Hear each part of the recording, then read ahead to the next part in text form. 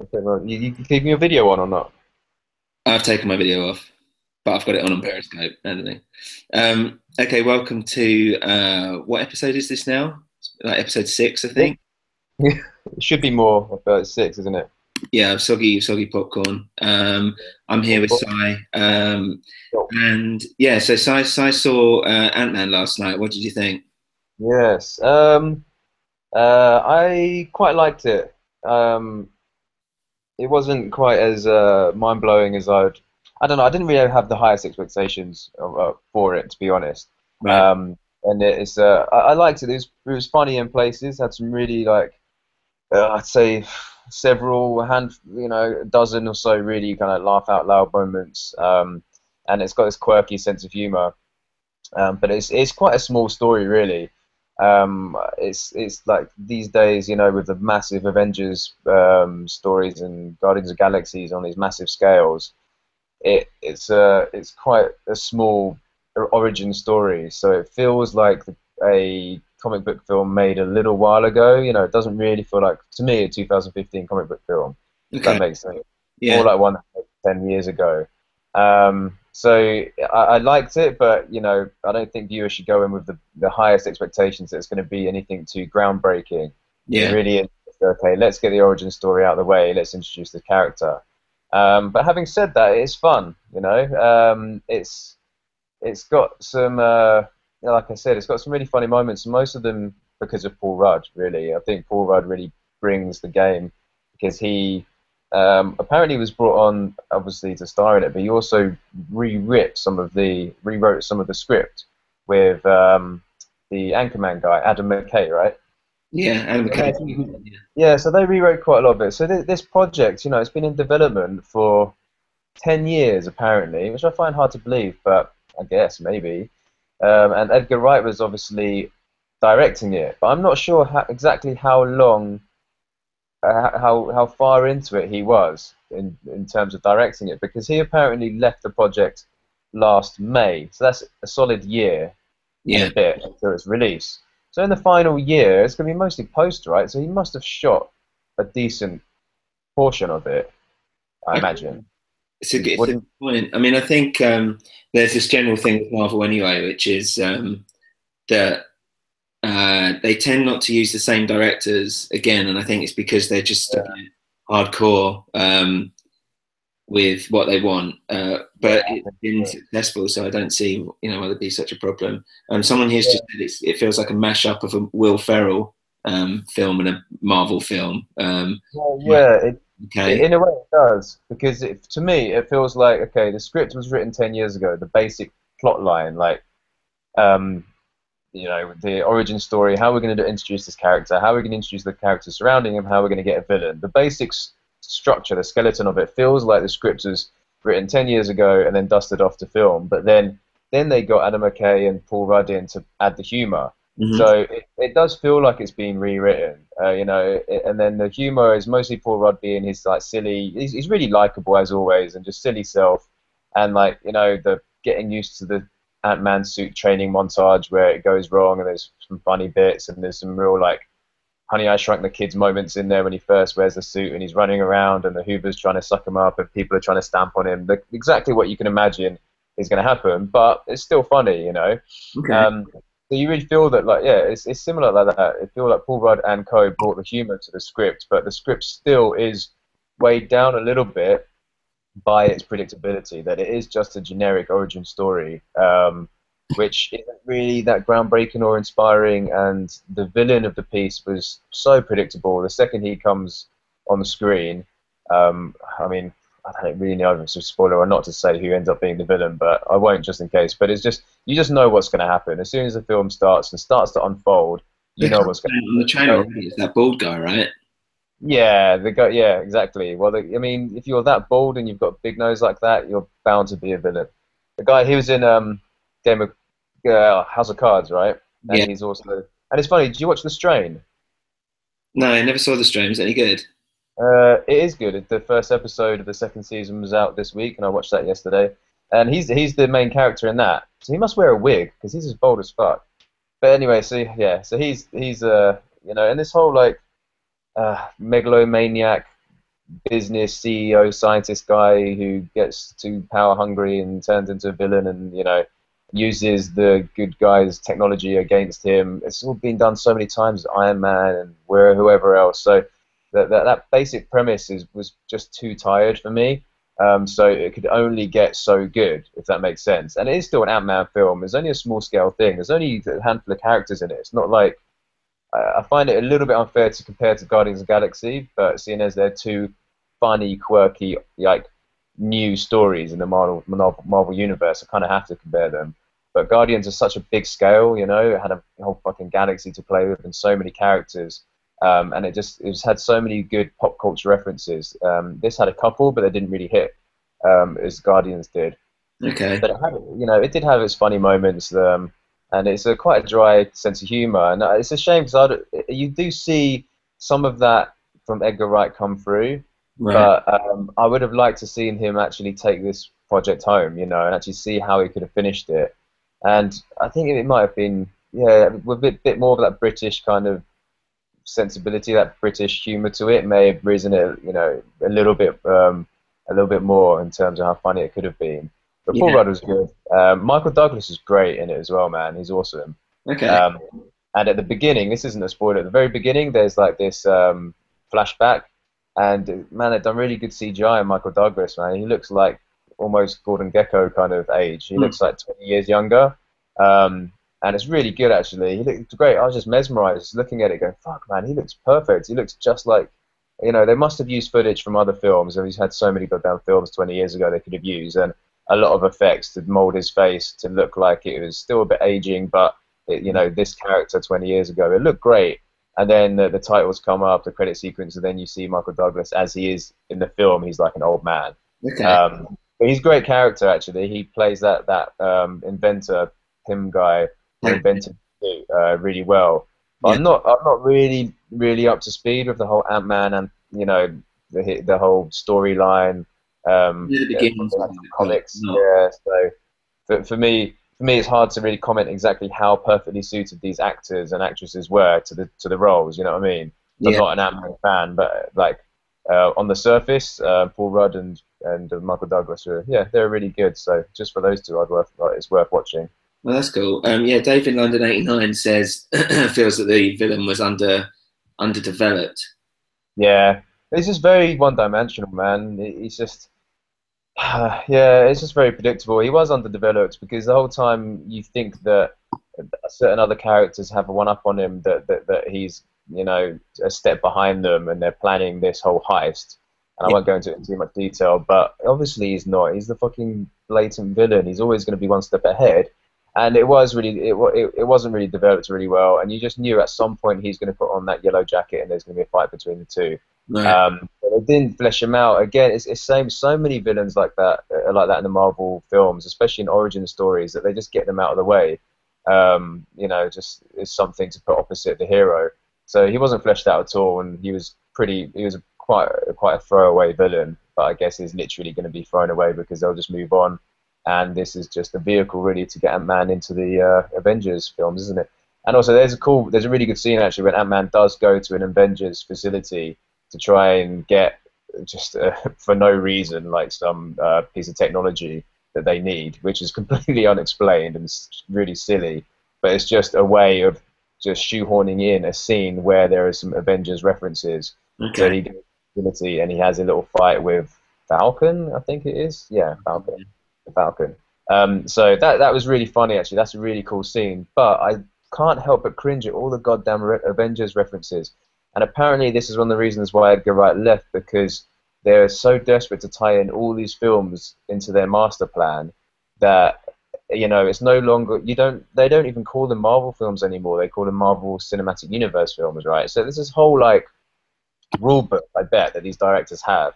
And apparently that's one of the big reasons Edgar Wright left, because the film is not a standalone film. And seeing as he developed it for so long as like a pet project, he wanted it to be a standalone film. Yeah. But there are no Marvel standalone films now. They're all for the greater good.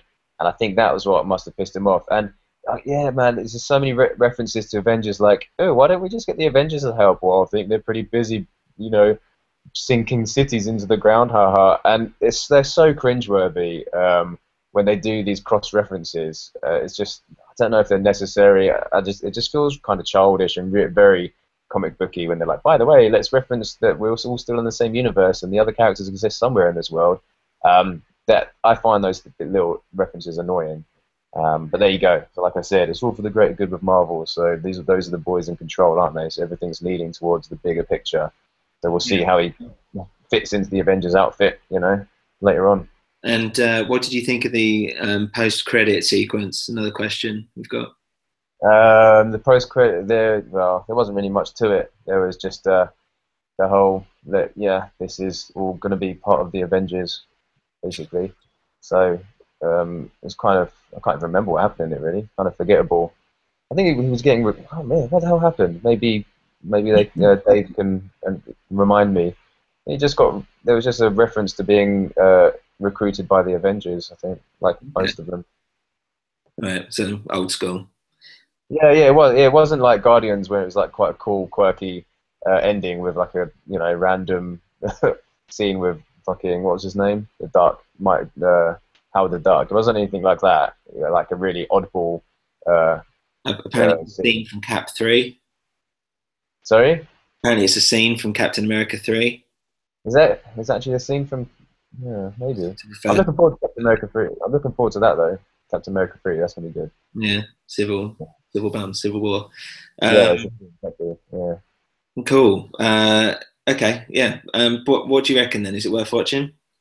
Yeah, it is definitely worth watching, especially if you're a Marvel fan. If you're keeping up with the franchise and you want to see where it's all what it's all heading towards, definitely worth watching. And just for the funny bits, it's worth watching. And Paul Rudd, he's good. He doesn't try too hard, or they don't try too hard to paint him as the hunk. And that's what I like about Ant-Man. He's the everyday guy, which is in itself quite cliched. But he's the everyman who can't catch a break, and he's a criminal, but he only did things for the right reason. And Paul Rudd, for me, fits that perfectly. But like I said, I'm not a fan of the comics. But just for Paul Rudd, I'd watch it. It's quite refreshing, actually, that it's not just some. Even though there is one gratuitous shot with his top off, and it's like, wow, Paul Rudd's been working out. But apart from that, it's not like, this guy is like a heartthrob hunk like the rest of the Marvel dudes. So, worth watching for him. Yeah, cool. Yeah. Nice. Okay, well, I saw yesterday, not yesterday, so on Friday, I saw the new Pixar film Inside Out. Yeah, man, I'm desperate to see it, but it's not out here yet. Yeah, Uh, it was, you're gone. no. I was just gonna say it's been getting really good reviews, hasn't it? So I'm interested to see what you thought of it. Yeah, so it was, firstly, like before I saw the film, I went to, well, because I'm working as part of Disney now. Um, Yeah. so I went to a special screening, and they've got a little like short. Um, they've got a short beforehand about like a volcano in love with another volcano. It's just one of those classic, typical, stupid, silly Pixar shorts. And Okay.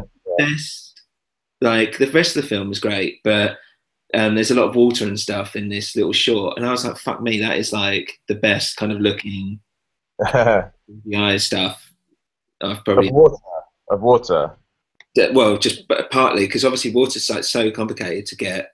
Yeah, I remember when they went in The Incredibles, and The Incredibles looked great for the most part, but when they fell into the sea and the water looked like they'd just been covered it in like hair gel, wet look hair gel. I don't know if you remember it, but I remember thinking when I watched The Incredibles, that water does not look good enough as it should be. So No, maybe where they cracked it. yeah, maybe I think they have. It was really good, man. But Cool. see, Inside Out, for anyone who doesn't know, is basically the idea that there are people like it's your emotions personified that are kind of living in your head and taking control of you. Yeah. And in a classic, Disney Pixar way, it's all very, even if like the anger guy is like a little short, George Costanza kind of type.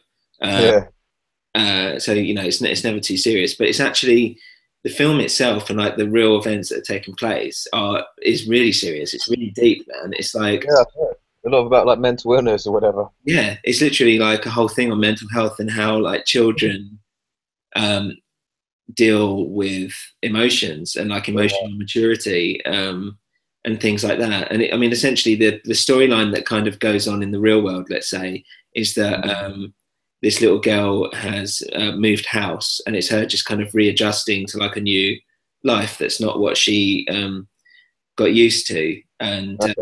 like the idea of being melancholy and Yeah. stuff like that.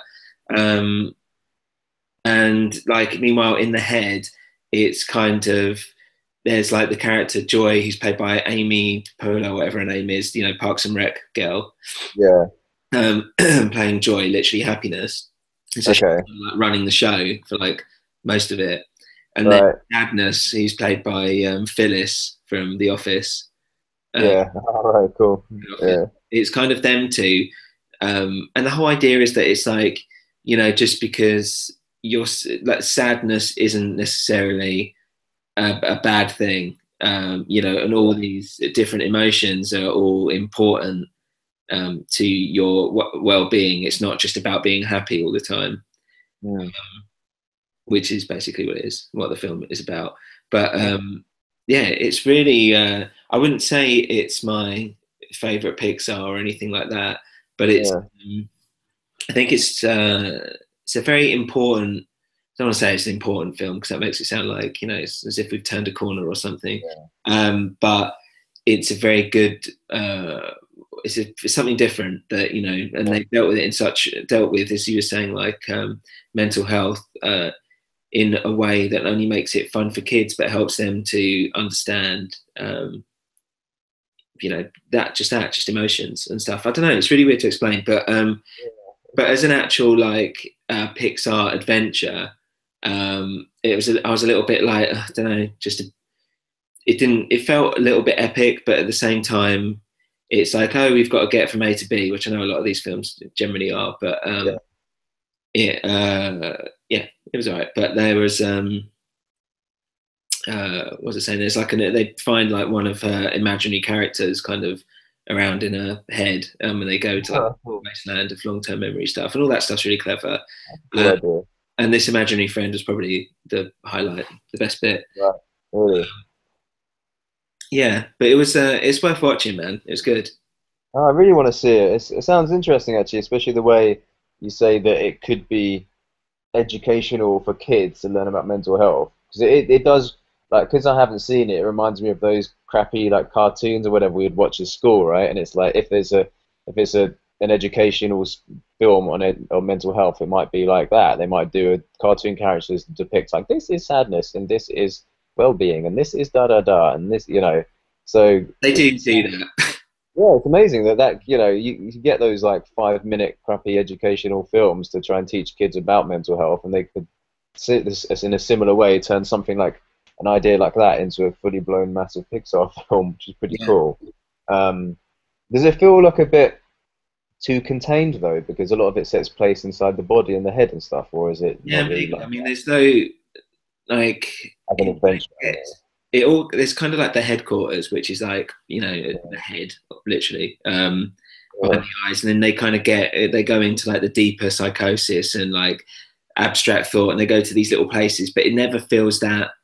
They try and give it a sense of like scope or like yeah, epicness, but it doesn't really feel like that. And also, it feels quite. And also, the story itself is quite small in terms of it's just this girl just trying to adjust to like another small town life, or it's not in San Francisco, wherever they are. But yeah. it's good, man. I really liked it. And also, they got like they cut to other bits where they see what takes place in other people's heads and stuff like that, Oh, um, cool.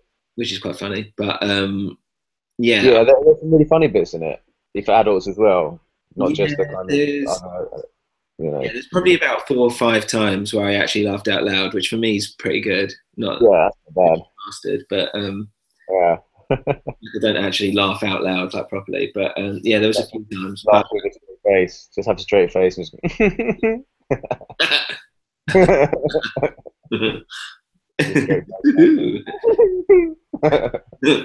yeah.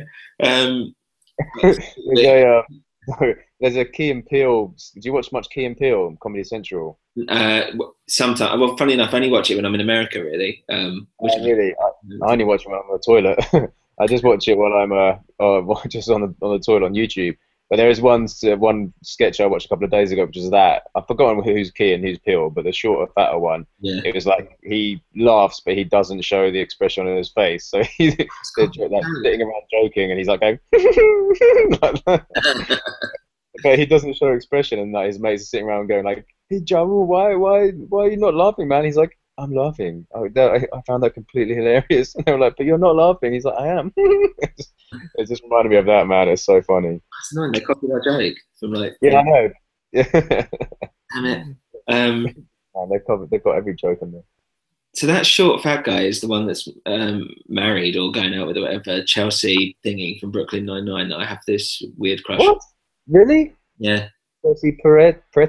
Peretti, is it? Yeah. Yeah. Aye. Yeah. Is it? Yeah. He's fucking funny, man. He is. I find him so funny. He is, but they're both funny. To be Did fair. you see that there's one on there's sorry man, I'm completely going on a tangent. This will be my last Key and Peele reference. But did you see the sketch they did about Human Centipede reunion? No. Oh, it's so I thought I sent it to you. I was going to. Maybe then I quickly finished my poo and forgot. But yeah, it's like three guys and like some guy having dinner on a date, and then the woman goes into the restaurant, the tall guy, and he's just sitting there, and then that guy, the shorter one, comes up. He's like, "Hey," and the guy's like, "What the fuck are you doing here?" And he just sits down opposite him. He's like, "Hey, bro, how have you been?" He's like, I don't want to talk to you." He's like, "Hey, man, I haven't seen you since, we were like ass to mouth." And there's like this reunion. And he's like going, "Oh, you were fine. You were the one at the front. You didn't have to eat someone's poo and all this shit." The other guy turns up. It's like, "Hey, middle guy, how have you been, man?" It's really funny, actually. You just look at Key and Peele Human Centipede. It's fucking funny. That's great. Yeah, you don't They think really- about that like these people have been. yeah, they read it later on, and one's just completely scarred by it, and the other two are just laughing about the whole thing. And he's like, why am I always such an asshole? Yeah, it's good, man. So yeah, so it's worth watching Inside Out when I finally Yeah. get to see it. Yeah, it was. Yeah, I mean, I didn't come out thinking that was amazing or like what an amazing adventure I've just seen. But it was like Yeah. it was quite a nice little film. Well, that's usually the feeling after Pixar. As long as you've got that warm feeling and it's like, wow, that was really good. Then Yeah, it was more that you felt like you went on a real like not an emotional roller coaster. Like there's loads of action and all this stuff's happening. Like really like fucking hell. Like that stuff is like really like kind of chokes you up a little bit. yeah. It's that kind of roller coaster rather than actual, roller coaster. Like, Okay. It doesn't make you want to go out and find a mentally ill person and start like open them up and see if there's any weird things inside them. yeah, cracking their heads open. I was thinking a little bit. I was like, do you think kids are now just going to be like eyeballs trying to touch them? It's like shoving their hands down their mouths, going, "Where's my sadness?" Yeah. Yeah, exactly. What's going on? Picking their fingers on their bums, like, "Where is it? Where are my cartoon guys?" And like the characters. How do they look? I mean, I've seen them in the trailer and stuff, but my initial reaction was like, "Oh, these are like weird blobs, and are they going to look like germs? And is this going to work?" Because with Pixar, we're so used to seeing really like original, like creative little mini characters, whether they're people or they're furry monsters or whatever. So do the actual, I don't even know what to call them, but the feelings or whatever, do they work well? Do they feel like they I see think, emotion and everything? yeah, I think they do. I mean, there's other little characters and stuff Because they're around. not little people either. They're not little people, right? They're like little blobby things. Yeah, they're like little blobby things. They're not people. Like the only one that actually looks like a person is the Joy fairy looking one. Okay. Bell. Right. But no, the rest of them are just like, oh, they've got Mindy Kaling as well. Another Office thing. It's weird. Who's that? Oh, Mindy. Oh, okay. Right. She plays Disgust, and she's Oh, quite. right. She's like she's basically looks like her. So Yeah. Does she just act like her as well? yeah, well, like her Office persona. I never actually saw the Mindy show, so I don't know if it's similar to that. Same kind of basically like her. She just left the office kind of thing. Yeah, pretty much. Yeah. Okay. Yeah, so it's good, man. Yeah, I also saw Going Clear. Don't know. Yeah. Loved it.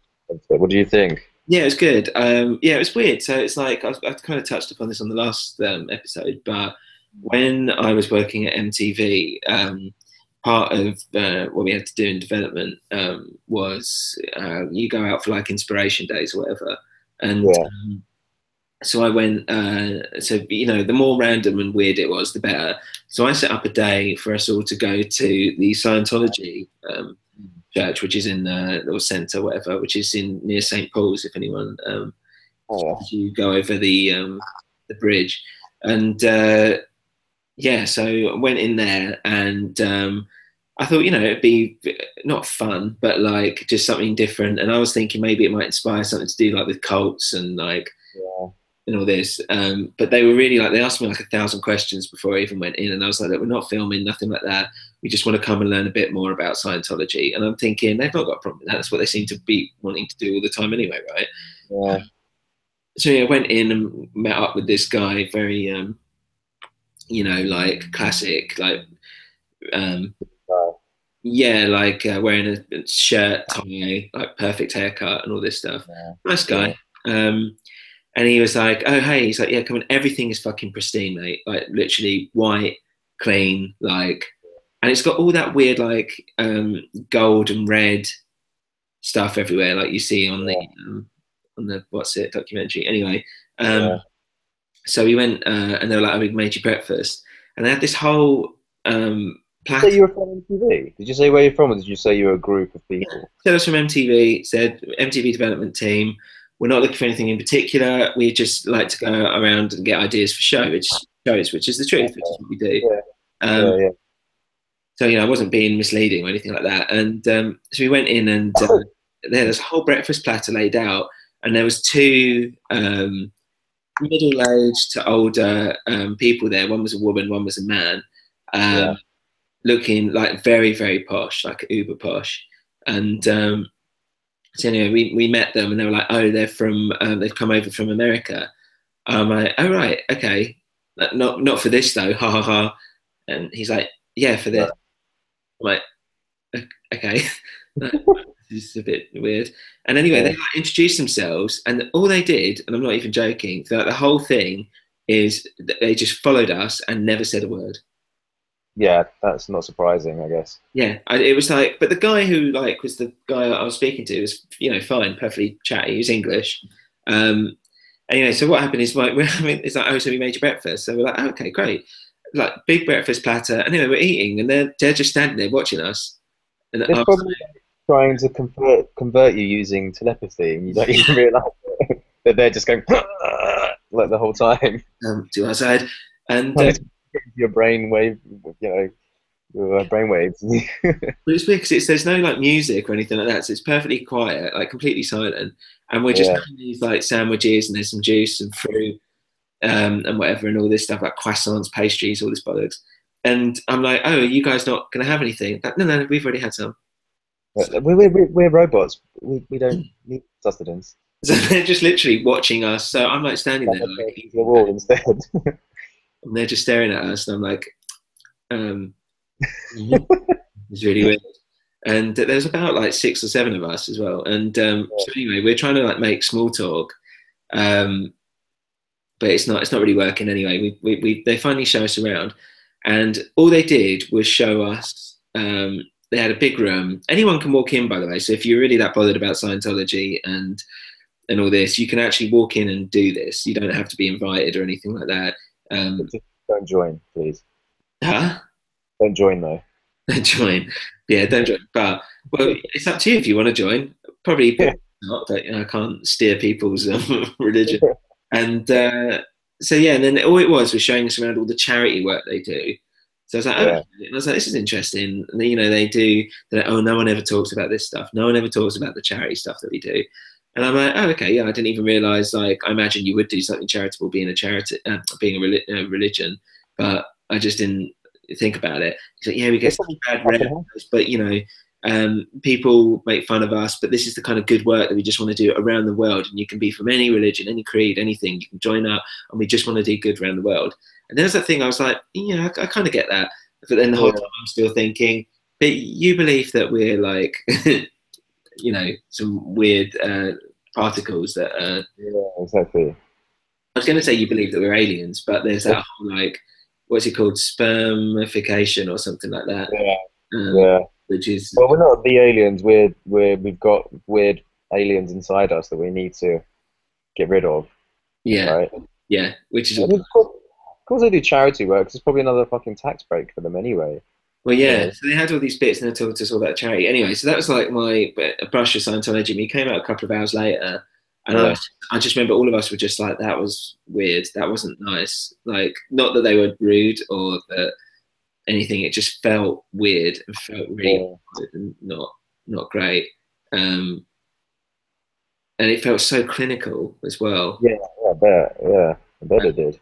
Yeah, which made it even stranger. Like at least like with churches, your old school churches, and you got the stained glass and Yeah, all the wood everywhere, and it just feels lived in and stuff. Like the way they're trying to keep this uber clean, it just feels fucking alien in itself. yeah, yeah. Mormonism is quite like that. You know, as you know, have some family members who are Mormons who, my these days I start to realize there's nothing wrong with it at all. But yeah, it's in a similar way. It is very clinical. There's no, symbols all around. There's pretty much just a cross, and then it's usually just like looks very clean cut. Everybody's got the same haircut and stuff. But that is a religion, whereas it's still arguable if Scientology is a real religion. It's Yeah, just a manipulative mindset. yeah, it's weird, man. It was, but the review, sorry, the film documentary was, yeah, it Yeah, was good, man. It was, they got some good interviews and stuff there. I mean, there was part of me which was like, I don't know, like sometimes when I watch a documentary like that, I'm like, it just feels. I know it's supposed to be kind of biased, but at the same time, it's like, um, it's so, I don't know, it felt a bit too attacking, and uh, yeah, they just had like some kind. I mean, I think they probably did approach the church, whatever, to speak and stuff like that. Uh, yeah, but which is fair enough. But yeah, by the end of it, it kind of got. I was a little bit too like, okay, I get it. They're evil. Like, all right, yeah. I mean, it does feel like there's an agenda. It doesn't feel. And like you said, they've said as well a few times that they did, you know, they did approach the church and to have their side of the story, and they declined. But it does feel like you said there is a purpose behind the film, and it is to attack the church, or at least lift the lid on what's going on in the church. It didn't seem like it was a neutral documentary which was going out to just see, what the church is like. It did feel like it was an expose from the beginning. Um, but it's just so captivating, some of the stuff they found, that it warrants it, really, doesn't it? yeah, yeah. But it's a good one, man. Yeah, man. I mean, it's interesting when a documentary like that, the subject matter is so, I don't know, just so huge that everybody's so interested in what the documentary is exposing, that you end up looking online afterwards and trying to do your own research and stuff. And it's cool. I like it when a documentary has that kind of effect. Yeah, When it's like, when you try and review a documentary, it's hard to review something like this because it's so engaging because of the subject matter, that it's like, well, it's not just a documentary, it's like a movement, because it's really causing a huge stir as well. yeah. You know, It was good. Yeah, but I mean, it wasn't like the Jinx or anything like that, which was great. But it was yeah, a little I extra. prefer the Jinx, but Jinx is different, isn't it? 'Cause the Jinx, the way it's a TV serial, the way it is deliberately edited to be to cause some kind of suspense within the story itself, Mm, isn't it? The way it will unveil certain bits of information gradually, so you do actually watch the next episode. So yeah, I found the Jinx more entertaining, but I think that's because of the way it's constructed. But the Going Clear was just like, you know what, this is it. This is what we got. This is take it, yeah. take it or Some of the leave it. stuff was just horrible, like the slave labor stuff, and like, Yeah. Well, I yeah, mean, it's yeah, and to see the when they reference the documentary, was it Panorama in the yeah, UK? BBC one, I yeah, think, yeah, because remember we watched it. It was like 5, 6, 7 years ago. It was such a big deal, remember? And it was interesting when they referenced it, and that guy said, "That's the last thing I did for the church was that documentary," and he hated the way he treated the journalist. yeah, And then when look back at it, and you see the guy's like, he doesn't look well. He looks really skinny. His eyes look a bit sunken and stuff. And he said he was just taken out of that like torture house or whatever the fuck it was to Mm. do that, wasn't it? He said that he was in that captivity, and then they took him out to, prove himself. Okay, this is this documentary. Let's go and take these journalists down. And you can see it when they show him again, and you really think, yeah, fuck man, the guy doesn't look well when he's Yeah, acting crazy. And no wonder he's acting fucking crazy because he's probably been in captivity, getting like playing weird musical chairs, manipulative musical chairs for the like 6 months. yeah, Um, all horrible. that stuff's amazing. And I find it really interesting that Louis Theroux is making a similar documentary on Scientology, and Scientology are making in response are making a documentary on him Yeah, I really. to yeah, so they are just like the biggest smearers in the world. So yeah, anybody who says anything about the church, they just smear, and that's what they're doing with Louis Theroux, and that's what they did with Paul Haggis and stuff. Mm. And I found that interesting as well. The second these guys come out and denounce the church and their belief in the church, then this church suddenly like, yeah, but you're gay, so shut up, And a lot of the arguments are just really shallow and ridiculous. Like, well, you're stupid and you're a wife beater and you don't pay your taxes, so no one should listen to you. And it's really childish, a lot of their responses. Mm. um, and I found that really interesting as well, the behavior of the church, the way it exposed that. It just everything seems so fucking that they just make it up as they go along, the way like the big man Ron Howard did, and fucking went sailing around the world to try and avoid the taxmen. Some of Yeah, this stuff is just so fantastical you can't even think it was actually happened. And then yeah, and the whole Tom Cruise thing as well, right? So now Tom Cruise, I keep hearing these rumors he's going to leave, but I haven't actually seen anything solid or anything concrete about whether he's left or yeah. not. That would be like that would shake the Yeah. shit out of them. It should be, the documentary has potential to bring down that church. I think that's how big it could be. But yeah, if he does leave, fuck. But they say he might be leaving because what was it again? Because I saw the documentary a few weeks ago, so I've forgotten some of the terms. But when somebody goes against the church, then they turn into like a Squirrel or something. sorry. Squirrel, something like that. They call it. Yeah, yeah. So someone who might convince you not to stay with the church, right? So even if it's a family member, like that lady said that her son Oh, um, was marked as a yeah. turncoat, or I don't know, whatever. It's like a So de-labeler, but like a horrible name for them. I yeah, don't so then you can't know. talk to them.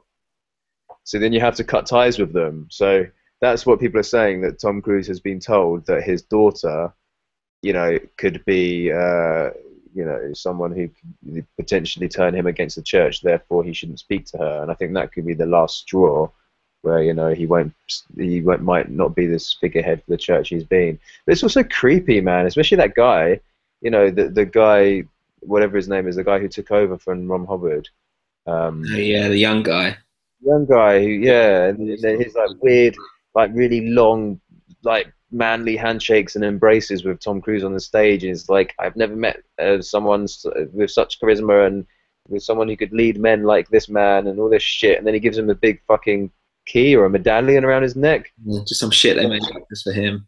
Yeah, exactly. And that relationship seemed really creepy. And apparently, how he got obsessive about Tom Cruise and his like behavior and how he should be more involved with the church. That guy, he seems fucking evil Yeah, for that's sure.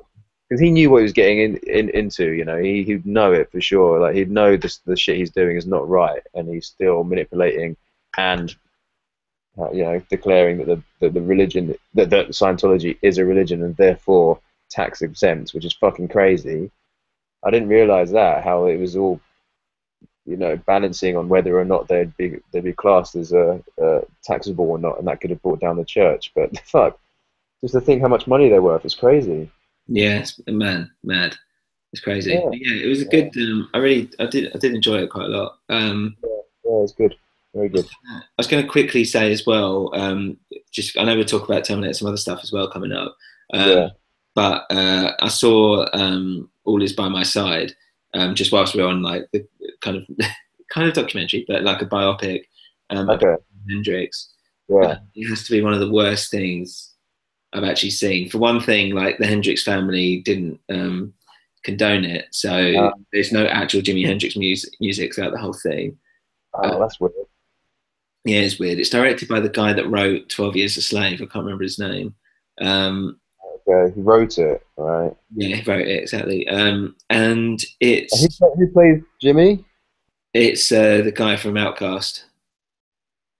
Andre Oh, right. 2000 or whatever. Andre 7 million thousand. Andre two Benjamin. thousand. Andre Benjamin. Yeah. Is it? Oh, okay. Right. Yeah. I remember he was signed to play him, but I didn't know it was been released yet. Yeah, so I mean, it was really poorly made, just poorly put together. I mean, it just looked terrible, and they Yeah. were using like a lot of like stills and images from the '60s and stuff. But it never it didn't flow at all. But the thing which got me the most, I mean, as you know, like a slight Hendrix expert in terms of when we did it for like uni stuff and all that stuff. Yeah. Up on Yeah. it. You know a lot about him. Yeah. And do you remember at the time I was saying there was this book by this woman who was like, "I'm Jimi Hendrix's like long lost love." Yes, I did. Yeah, I remember that. And, Yeah. fucking bollocks, it's bullshit. She doesn't know what she's talking about. So it's based on that book, but even she said she doesn't condone the film. Ah, right. Okay. And the main reason why, and one thing I'm like, I don't know why they did this, and it's really dangerous when people do stuff like this, is that they have him being basically a wife beater. And there's one bit where he picks up a telephone and he beats this woman around the head with the phone. Oh God, really? Never happened.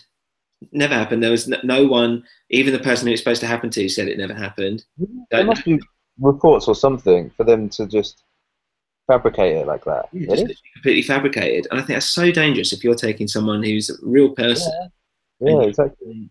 yeah, and you're just saying, oh, you just make him a wife beater, just having battering this woman around the head with a phone.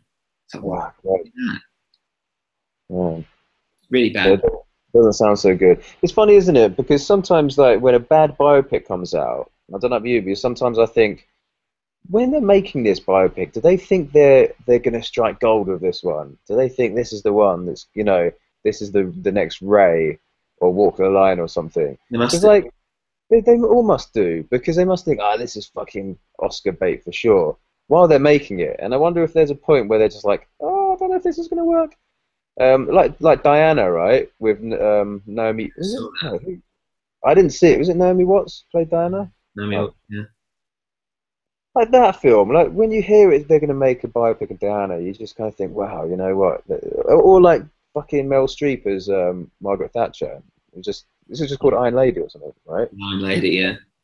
Like that. When you hear these actresses are going to play these roles, and you think, okay, these are big roles, iconic roles, maybe this is like Oscar material, and then it comes out and everyone slates the film, and then these biopics just disappear, Mm. and then you get ones like Ray and stuff who just they're really big, then they're so much Oscar buzz and everything, and I don't know, I just wonder there are so many pointless biopics that they're running out of people to make biopics on. And also, like I said, do they think that just any old biopic is just going to be Oscar worthy? I really don't know the thought process that goes behind it. No, neither I, do I, I. I think that sometimes every time when a biopic sucks, I think, why did you do it? Why did you really think this was going to be, it was really going to fucking win you an Oscar or something? So why you did this? I don't know. Yeah, I just think it's because it's easy and also it's a way of not taking a chance because you're dealing with a subject matter which is already popular in its own right. Yeah. So you've already got, you don't have to, prove something or do something new. You're doing something, you're doing a film about something that people already know about. But, yeah, but invariably a documentary is going to be better anyway. Like, well, like Montage of Heck, which I haven't seen, which I actually want to watch tonight. And Good. the Winehouse is just Amy, right? It's called Amy, is it? Supposed to be good. I haven't seen that though. Yeah, it is supposed to be good. Yeah, I find those a lot more appealing than someone acting, pretending to be someone who's dead, probably because they want an Oscar. Yeah. Or just some sort of credibility as an actor. I don't know, man. The biopics, they're quite hard to get right, for sure. Yeah. Yeah, it is, yeah. So what else have you been you got? Well, what else have I watched? I watched Creep a couple of days ago. Have you seen it? You've seen it? Yes, I saying I saw it this morning. Oh, yeah. Yeah. Yeah, so you just saw it this morning. So Creep. Well, what happened is my brother a few days ago said, "Have you seen Creep?" And I thought, "Yeah, I've seen Creep. That's like fucking 10-year-old film about some pervy guy in the underground who sticks a Gee. knife inside a girl." Well, Yeah, I and was thinking, I wouldn't mind watching this again. And I was like, wait, this is yeah. I love the way that's what you'd watch on a Sunday morning, just some like fucking disgusting horror. Well, Tess was asleep. She was like, I haven't been sleeping very well. I haven't been feeling very well. So I was like, oh God. She was like, well, just put something on that you've seen before that, and you'll fall asleep. And I find watching horror films quite relaxing in a really weird way. So I was I like, mean, obviously we both love horror, but I tend to watch horror when it's gone dark outside, just for the effect of it. I wouldn't usually. I tend not to have horror before breakfast, basically. It's too early. But yeah, so my brother's like, "What's Creep?" And he's like, "It's on Netflix." So I looked it up a couple of nights ago. I think I'd just done that TED 2 review, and I was like, all right, it's pretty late. Oh, okay, I can just squeeze something in before I go to sleep. Yeah, so I watched that. So it's a film, a very low budget actually film. It's just I don't know if had a cinema release, but it's not new, is it? I think it's about 6 months old or so. But it's yeah. on. I think I it don't was know. around the festival circuit at the end Yeah, of last year. I So think so. Yeah, Return of the Year, and then now it's on Netflix. yeah, But yeah, it's about a videographer who replies to an advert on Craigslist about just going to somebody's house or somebody's cabin in the woods, which already sounds like a bad idea, no, and filming, yeah, filming a guy for a day for some money, just because he wants to be filmed, and then the videographer turns up and the guy says, well, what the story is, I've got cancer, I haven't got very long to live, so I'd like to make a film of just a day in the life of me, so one day my unborn child can see it when I won't be around. So at the beginning you think, okay, that's quite an interesting premise. It's a basic, I don't know why interesting when he story.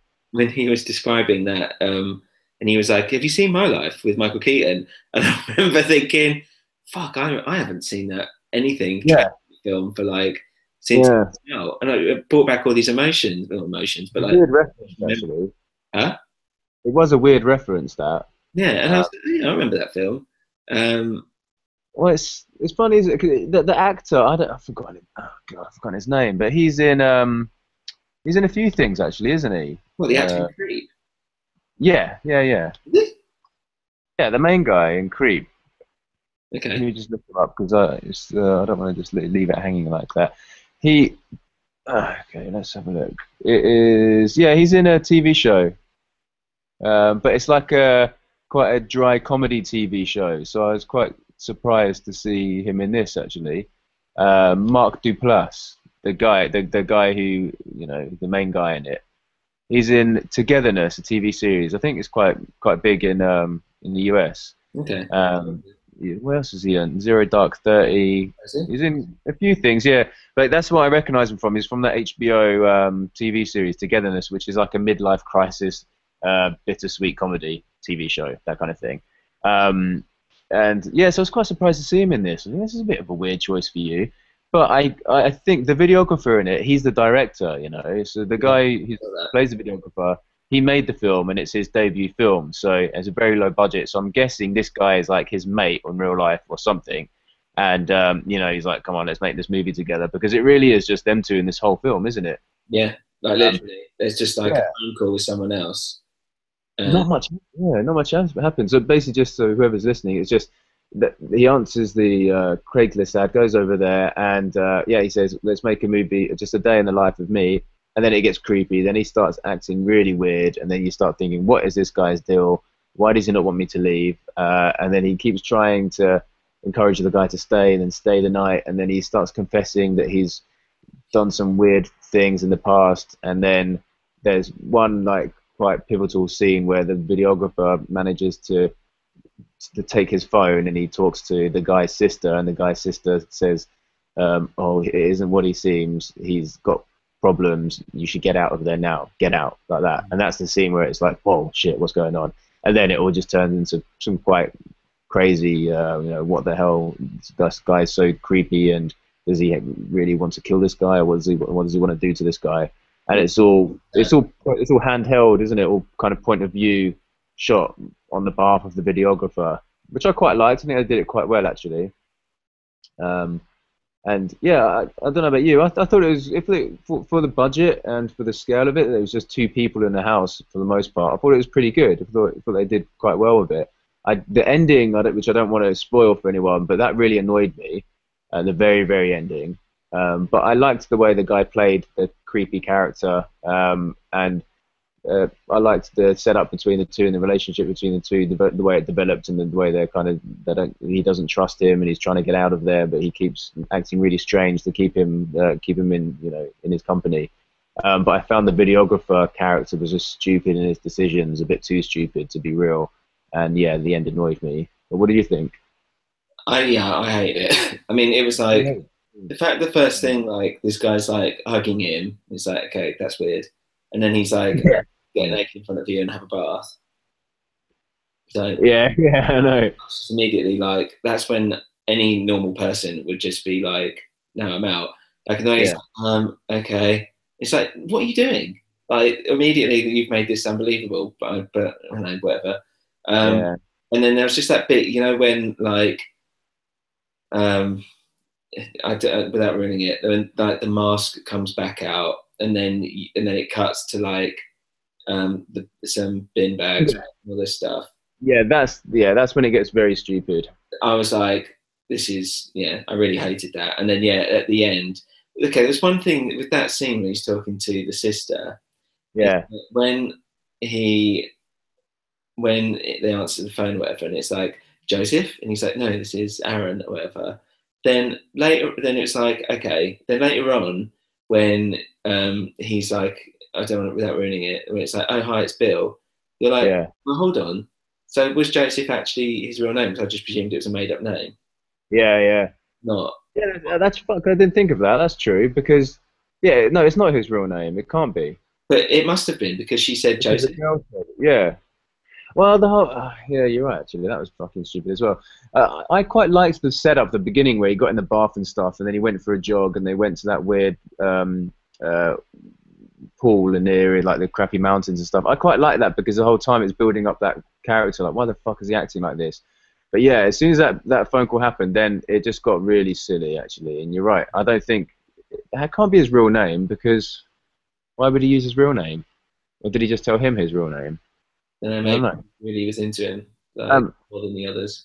maybe. Like, I mean, that's what he kind of implied towards the end, doesn't it? I, I didn't mind. It felt like those two are friends. One's a wannabe director and one's an actor on TV, and they were probably out one day in a cabin. They were like, "Oh, should we just like start shooting something and then try and make a little film?" And then they shot all the stuff in the cabin. They were like, "How do we actually turn this into a film?" And then they had to wrap it up with all the other crap about him tormenting him and coming back and finding out where he lives and stuff. Maybe. Yeah, that's what to me that's what it felt like. Mm. And then yeah, and it all on a shoestring budget. But there were just decisions in it which were just really ludicrous. Like you wouldn't act that way, which really brought it down for me. But considering it was made for barely anything, I think it was all right.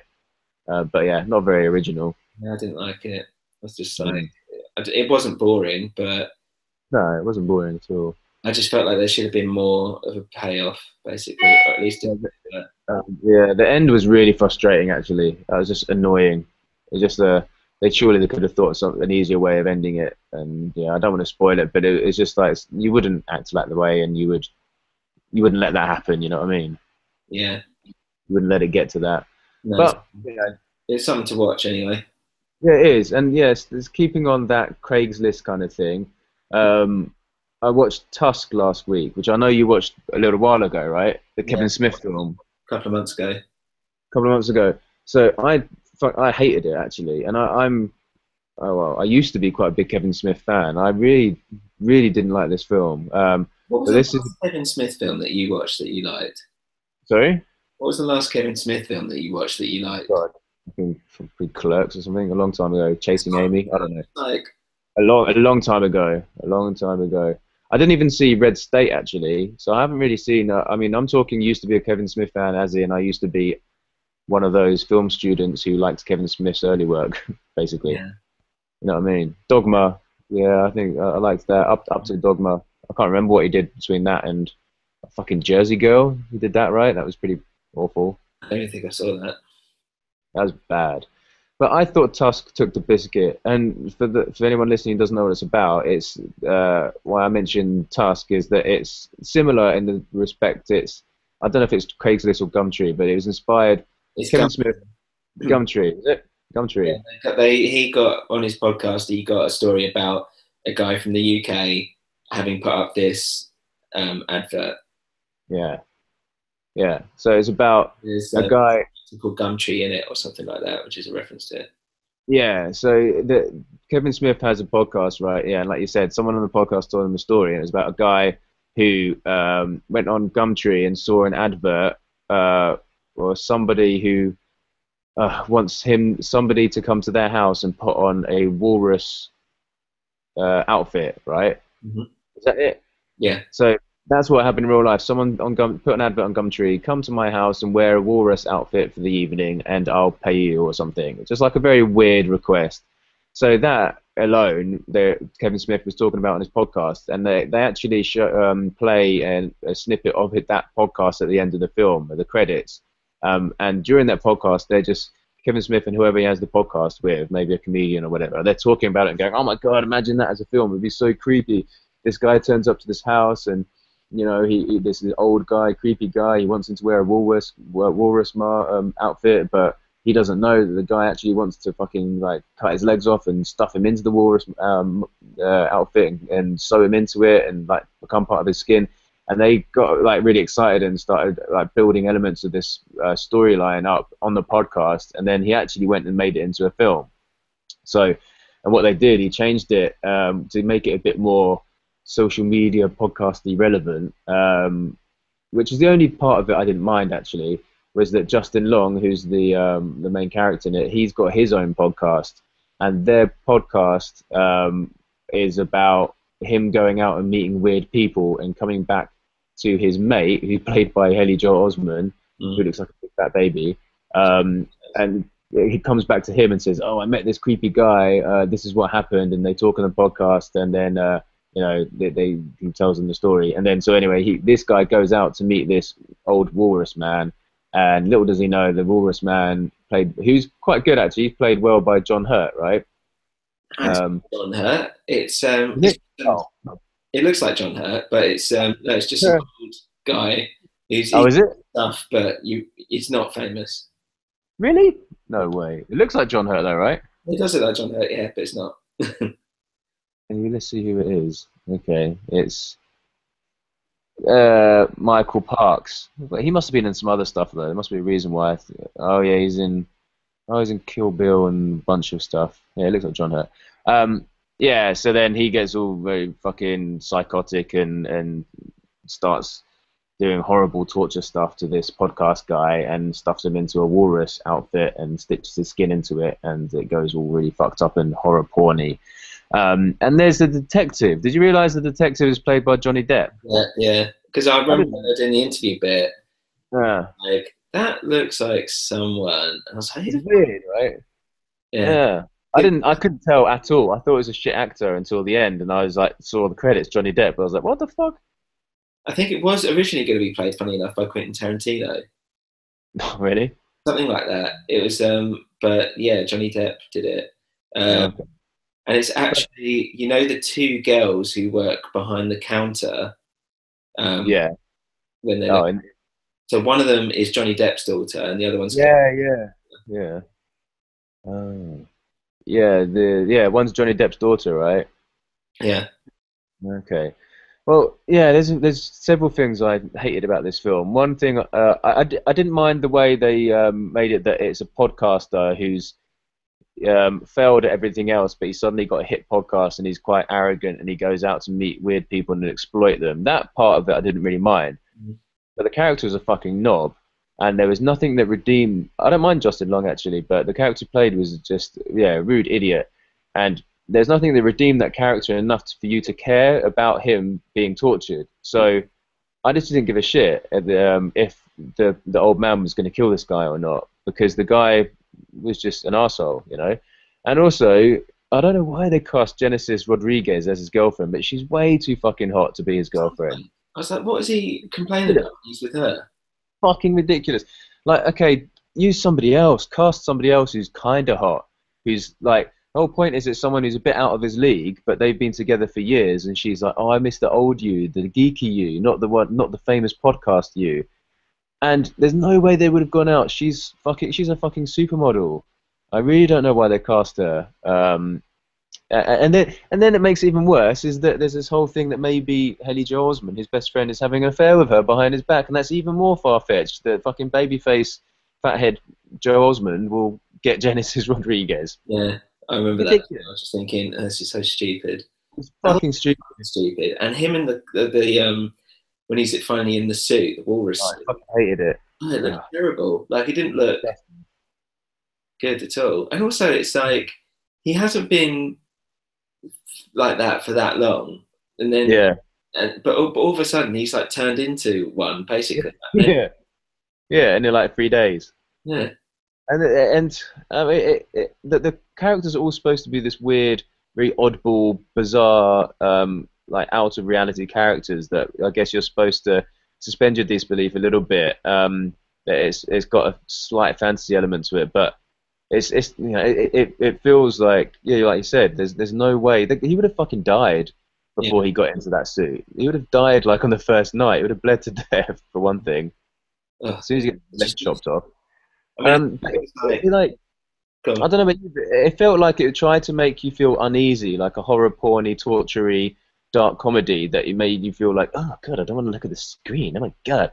But it just looked shit, and it did make it looked kind of just gross, but gross shit, like it's a rubbery, plasticky outfit he's got on, and it didn't make me like scared, like oh my god, I'd hate to be in that situation. It just made me think, oh, it's fucking gross. Why did you even make this? yeah, And why did you bother doing this? And you actually turned a fucking podcast. You're that egotistical, turn your a conversation out of the podcast into a movie and think people like it. And what annoyed me is I read some reviews and some were pretty positive. You know, some people were like, "This is him back to form." I was like, yeah. how the fuck did you do that?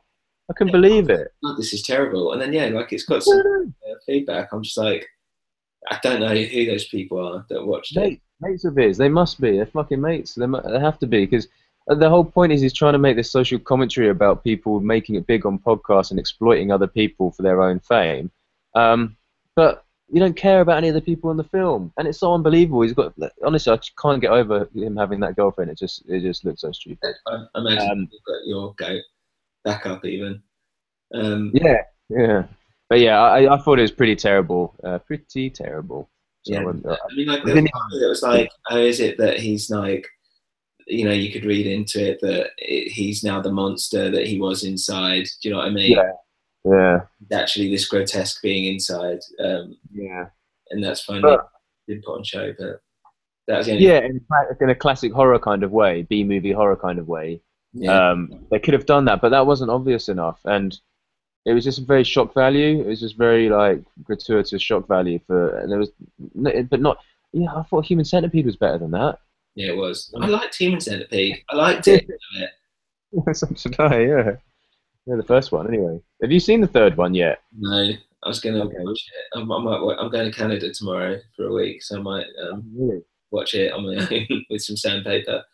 And Yeah, I think we both should like force ourselves to sit through it so we can talk about it because surely it's gonna have some good talking points, no yeah, matter how bad. Actually, probably the worse the better, really. So, yeah, I'll try and watch it. Oh God, I really don't want to, but I'll try and watch it this week as well. yeah, yeah. Let's see if we can watch it this week. Yeah, Yeah. Well, I guess the next big thing is Terminator. yeah, For people that don't know, Si's done a YouTube video on our channel about his review of Terminator, but I think I can safely say that in a nutshell, you didn't like it. yeah. I didn't like it, so yeah, please do watch the review. But I really didn't like it actually. Like I said in the film, it just feels really sloppy script writing and very lazy. Like they've just mashed together all of the elements of some other scripts in Terminator and then tried to make it cool and relevant. And yeah, it just doesn't feel right the way that they've messed around with some of the original Terminator and Terminator 2 plot lines, and then they tried to reboot it and change it to have this alternative timeline, but also pay homage and reference and not the old stuff and also the old Arnie Terminator, but just fucking turn it all into a big mess of a new story and cast these good-looking people running around who don't look like they should play those parts. And yeah, I thought it was an entire mess. I didn't like the whole yeah, let's bring in this storyline about this the future social media um, application or program, which is actually a new guise for Skynet. I thought that was bullshit as well, trying to make it relevant that people might actually relate to it and go, oh, okay. And I just didn't think it was very good, and I thought that they fucked up with the timelines as well, trying to go the 80s and then the present and the future didn't seem to work for me. And yeah, I thought it was really miscast as well. I just thought the two main characters, Emilia Clarke and Jai Courtney, just looked bullshit in it. They looked bored and they just looked like they shouldn't have been there.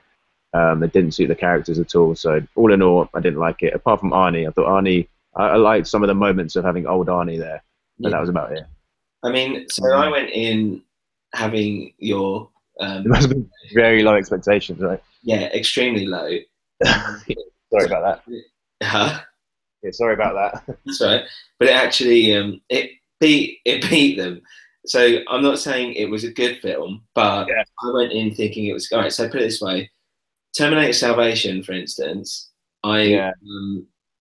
I still can't stay awake throughout that entire film. Yeah. I It's find it fucking so boring. boring. But with Yeah. this, I actually did stay awake. Now, I completely agree. Like the actors, Jai Courtney, whatever his name is, was fucking abysmal, absolutely He's terrible. wooden, isn't he? He's so wooden. Yeah, really would. And like, Emilia Clarke was not right for the part, but at the same time, I was like, she was okay, but she just Yeah, was yeah. she was just She can miscast. act. Yeah, exactly. She can act. She's just miscast. At least she's got some sort of presence. Yeah, but like, it's just she just didn't suit that role. She was It just was not like it was because it was like well, I think you said this, but I was also talking to Tess about it afterwards. It's like Linda Hamilton got beefed up, completely beefed yeah, up to she's play all ripped and that kind stuff. of hardcore role, and like Yeah. she's still like some little chubby, like she's not chubby. That's really harsh. She's not at all in the slightest. She's got, Yeah, but she isn't, but she has got a double chin, so it is kind of yeah. weird. I It couldn't just help looks but like say, just looks like she hasn't done any exercise ever. She's just thin. yeah, Um, yeah. That's what I thought was so funny about it. 'Cause she's supposed to have been trained since she was 9 years old. It's like this fucking. She should have been some like, you know, well, fucking pretty, from like Kick-Ass, like that girl from Kick-Ass. She should have been like a little ninja assassin kid. yeah, yeah, yeah, exactly. Nicolas Cage being the Terminator, but Yeah, yeah, yeah. But instead, he's just like, yeah, I've done no exercise. I'm not prepared for this. it was like that. She was. It was just weird because it's that whole thing where you just think like James Cameron and all that, just putting so much time and dedication into every element of that Yeah, and real all the detail. people surrounding it. And Yeah, yeah, Emilia Clarke, who doesn't know how to do anything, like they just shoved her in. She's the hot thing at the moment. But yeah, that's yeah, isn't it? Just because she's hot right now. yeah, that's pretty much it. But Yeah, I didn't. It was. I quite like. I mean, it's in the trailers, but John Connor being this like weird robot human yeah, hybrid. I liked the idea of that um, in terms of. I mean, yeah, there's a lot of homages yeah, with the other films, but yeah. That stuff was alright. yeah, I thought that's quite a good next step in having a human type of, hybrid thing that makes sense, but Yeah, absolutely ridiculous. But some of the action scenes were good, like the helicopter and stuff was pretty cool. that was cool. Yeah, yeah, that was quite cool. Arnie just keep like just throwing himself at stuff and then popping up, going, "Hey, I'm here again." That was I Yeah, quite like that stuff. I know, yeah, and all that. But it was like with that, I just didn't take it very seriously, which maybe I should have done. But it Yeah, was like Terminator Salvation, I thought it took itself way too seriously for what it actually was. yeah, Uh, yeah, and Terminator 3 went completely the other way, where it was just a joke. But this yeah, yeah. seemed to found some weird thing. It just wasn't very. It wasn't very good. It just made things so convoluted. Yeah, it just didn't make sense. So if you're up for it, um, and Chris Brown, who listens to us, who's a friend of ours, was talking about Yeah, breaking down the Terminator timeline. yeah, Um, yeah. so if you're game, we can try and do that. We can try to sort this out. Okay, let's try. How? Where are we gonna? Oh my God. We'll start with the first. We'll start with the first film. Yeah, I've been thinking about this anyway, yeah, I kind of think I may have got something, but it because I don't well for anyone that might know, like I'm actually a little bit obsessed with the idea of time travel and quantum. Being a obsessed with the idea of being a Terminator. Yeah, with being a Terminator. When I chop my arm off and I put it in Yeah. the fucking whisk. That's great. But yeah, no, just like the reality of what it could actually be. So anyway, but so Terminator 1, you've got the timeline in which, and this is going to, for anyone who hasn't seen Genisys, it will probably be the last thing we talk about, so you might want to skip it, but let's just presume you've seen it. And also whatever, it doesn't fucking matter anyway. But so Terminator 1, you've got the timeline where Skynet has taken over. You've got the original timeline, let's say, where that wouldn't be the original. Okay, I've already confused myself. But like where John Connor, Carl Reese, sorry, gets sent back to protect Linda Hamilton from the Terminator. But Michael Biehn, who is Carl Reese, is actually the dad of John Connor. So that's a closed loop. Yeah.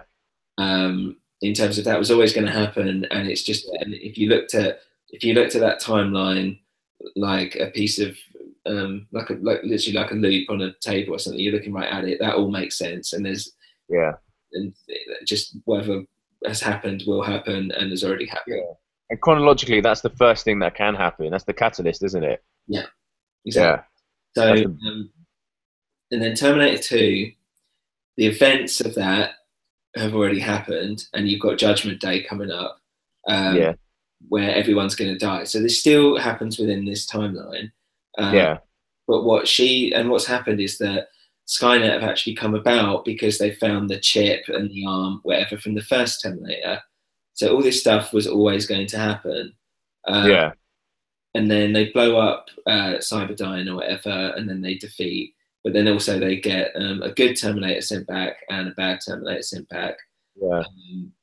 And that's still a closed loop, because that means that we still kind of don't really know what's going on in the future, right? But in terms of why they would, it's weird, because you could go back as far as to say, well, why didn't they send someone to kill Sarah Connor's great grandfather? Exactly. And that's where the new film starts to fuck about with it a little bit. Yeah, a little bit. So you could go off on one completely, but so that all kind of makes sense. But they say that they've stopped Judgment Day, but you don't know that they have, right? Like it seems like they've got backups for all this stuff, and that they might have defeated Skynet, but there's no actual thing which is like,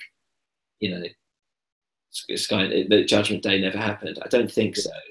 I think you're right. Anyway, and Terminator 3, Rise of the Machines, and this is where things get a bit confusing. I can't even remember it. I honestly don't even remember the plot. Okay, well, basically, Judgment Day comes and goes. Yeah. That it's supposed to happen. So already there's been a change. Yeah. What Nick Stahl playing John Connor, which is a really weird casting choice, and what's he done since? Not much, but still. Goes, but Judgment Day still inevitable. And also what happens is that another good Terminator gets sent back, this time by John Connor's wife. So we've now got a wife involved. And the wife says that John Connor actually gets killed by this Terminator. And then she programs him and sends him back. At the same time, they've sent another Terminator back. I don't know why they keep doing these in this weird, like at the same time. They don't stagger it or anything like that at all. No. Yeah. But, or maybe they just wait for the evil ones to do something and then they have to send a good one back. I don't know. Automatic reaction. Yeah. Bam, goes back. Yeah. I was just supposed to make sense. So in this timeline, the original date of Judgment Day has been pushed forward, but Judgment Day was always going to happen. So that's gone a bit weird. So that's kind of meant that timelines have been shifted a little bit, and maybe the Terminator 1 and the Terminator 2 timeline exists in its own world. Yeah. So now we've gone into an alternative dimension where Terminator 3 is happening, and that timeline has gone on from 2, but it's now existing within its own universe. But it's supposed to be a continuation, isn't it? Terminator 3 is supposed to be the same timeline, isn't it? Really. Yeah, I, but I know you, you can see it as an alternative because Judgment Day didn't happen, but it's still going to happen. yeah, So, but instead of like Terminator 1 and 2, which is like everything that's happening was always going to happen and has yeah, always yeah, happened. yeah. I guess this is after the fact, so it's like we don't know what's going to happen, right?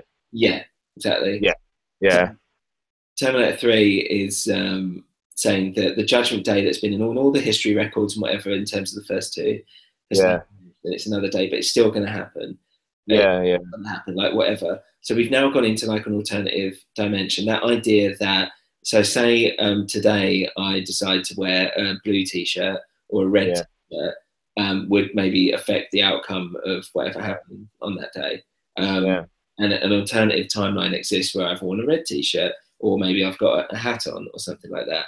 Anyway, so there's this idea that one and two kind of exist. You could even say one exists in its own universe and two exists in the universe yeah. one and two. So there's these timelines that are kind of going through, and even though they're continuations from the narrative, they now exist in a completely separate timeline. Mm, yeah, The Terminator 3 is, and that basically happens. So Judgment Day still comes and they survive.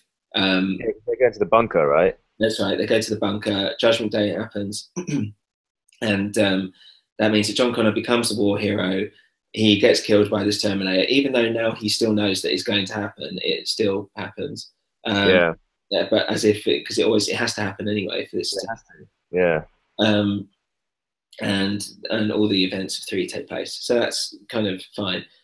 Terminator Salvation now means that, and this is what kind of gets me with Terminator Salvation a little bit, is that it takes place in the future, whatever, but uh, the problem being is that they're saying that around the time before, like around Terminator 3 time, say, they were already making human like, oh sorry, mm, like realistic humans, realistic Terminators, or at least cyborgs that have human memories and stuff like that. yeah, It's kind of weird because then you're like, well, if they've got this technology, why have they not done something before like that? Whatever. But that's one that, step, that whole fucking thing at the moment. But so they're just battling. There's no time travel in it, as far as I know. They're just battling the sorry, excuse me. They're just battling the Terminators. but that's the whole thing with Sam Worthington's character, isn't it? That Yeah, yeah, like the cyborg, the whatever with the human memories, who thinks he's human but isn't. yeah, exactly. Um, Yeah. so and there's nothing really. There's nothing really that happens. So I'm just gonna have to hold on for a sec. Sorry, I'll have to pause this later. Okay. This is just calling me, which automatically ends my thing as well.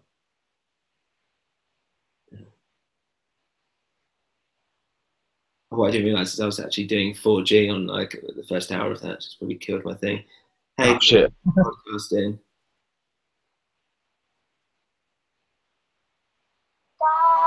I don't know when I'll finish. Like half hour, 45 minutes.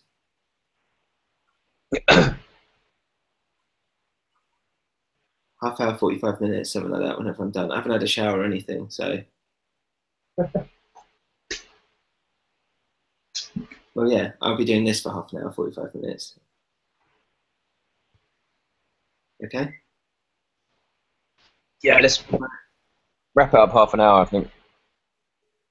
Yeah. Sorry, she's just been annoying. Okay. It's that whole thing of like she doesn't. She's always like, I don't understand why you do anything, kind of thing.